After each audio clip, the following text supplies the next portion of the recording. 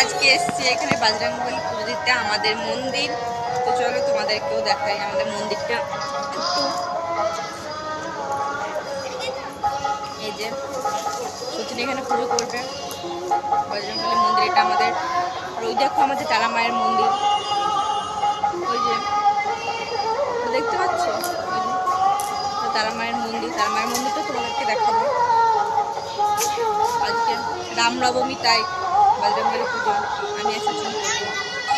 পুরোহিত আসছে, এখনো পুরোহিত আসেনি। এটা হচ্ছে আমাদের শ্মশান, ইকরা শ্মশান। এটা এই যে দেখছো, এটা কি বলে গো, ওটা কি বলে, ওই ঘরটাকে কি বলে?